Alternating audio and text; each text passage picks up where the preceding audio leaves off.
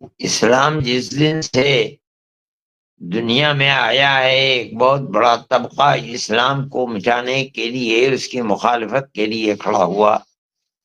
آقا نامدار حضرت محمد صلی اللہ علیہ وسلم کی مکی زندگی، جہاں سب سے پہلے وہی آپ کے اوپر آئی تھی، آپ نے 13 سال وہاں گزارے، اور حالات کس طرح کے تھے وہ آپ لوگوں کے سامنے ہوں گے۔ پھر آپ مدنی زندگی میں آئے تو یہاں بھی ایک طبقہ منافقین کا، یہود کا ایسا پیدا ہوا کہ چاہے وہ بنو نذیر ہوں، بنو قینقاع ہوں، بنو قریظہ ہوں، ان لوگوں نے جو کچھ کر سکتے تھے معاہدوں کے خلاف، انہوں نے اسلام کو مٹانے کے لیے نبی کریم علیہ الصلوۃ والسلام کی مخالفت کے لیے کام کیا ہے۔ اس دن سے لے کر کے آج تک اگر آپ اسلام کی تاریخ کو دیکھیں گے تو آپ کو یہی صورتحال نظر آئے گی۔ لیکن اللہ بھی بار بار فرماتا ہے کہ نحن نزلنا الذکر وإنا له لحافظون، ہم قرآن کی بھی حفاظت فرمائیں گے۔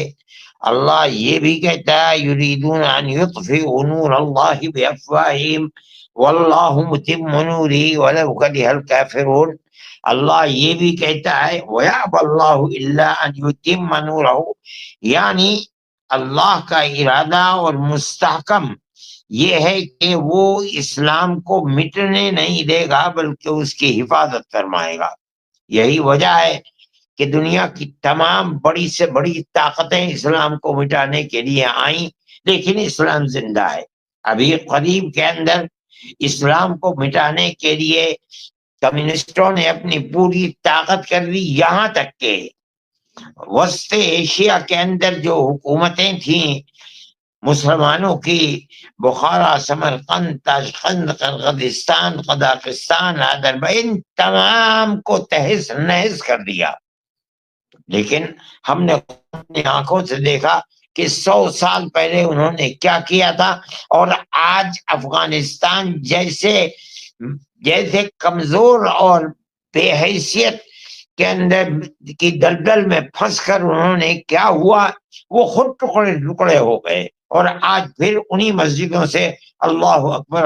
اکبر کی اذانیں آنے لگی۔ یہ ایک صورتحال ہے۔ لیکن بہرحال مخالفت کرنے والے اسلام کی مخالفت بھی کر رہے ہیں ہمارے ملک کے اندر، خود صرف ہمارے ہی ملک میں نہیں، پاکستان کے اندر، بنگلہ دیش میں اور دنیا کے ملکوں کے اندر اس طرح کے لوگ پائے جاتے ہیں کہ جن کو اسلام سے شدید مخالفت ہے اور وہ اسلام کو مٹانا چاہتے ہیں۔ آج کے حالات جو کچھ ہیں وہ آپ کے سامنے ہیں۔ میں ایک زمانے سے یہ کوشش کر رہا تھا کہ آج کل دنیا کے اندر پروپیگنڈے کا اور اپنی بات پہنچانے کے لیے سب سے زیادہ آسان اور مؤثر طریقہ یہ ہے کہ ہم اس کو موبائل کے اوپر لا کر کے اور اس کو لوگوں تک پہنچائیں۔ یہ ایڈورٹائز کا سب سے بہترین طریقہ ہے۔ ہم نے اس کے لیے ایک پلیٹ فارم تیار کرنا چاہا، لیکن اس وقت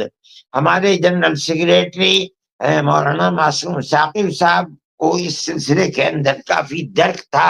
اور ان لوگوں سے ان کے تعلقات تھے جو دنیا کے اندر یہ کام کر رہے ہیں۔ اس لیے مسلسل 1.5 سال کی کوشش کے باوجود اللہ نے ہمیں اس کے اوپر قدرت دی ہے۔ ہم نے ایک پلیٹ فارم بنا لیا ہے اور برابر اس کی تقویت کے لیے کام کر رہے ہیں۔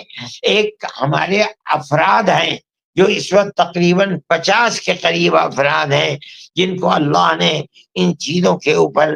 مہارت عطا فرمائی ہے، اور وہ لوگ یہ کام کر رہے ہیں۔ ہماری یہ کوشش ہے،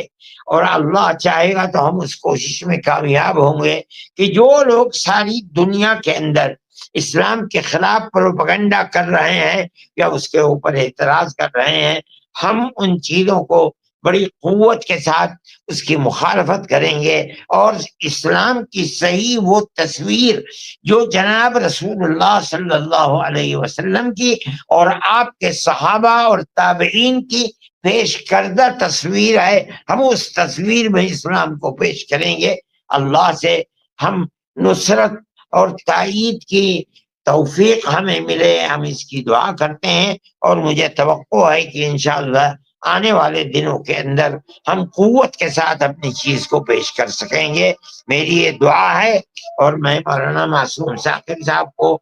مبارکباد دیتا ہوں کہ انہوں نے یہ صورت آج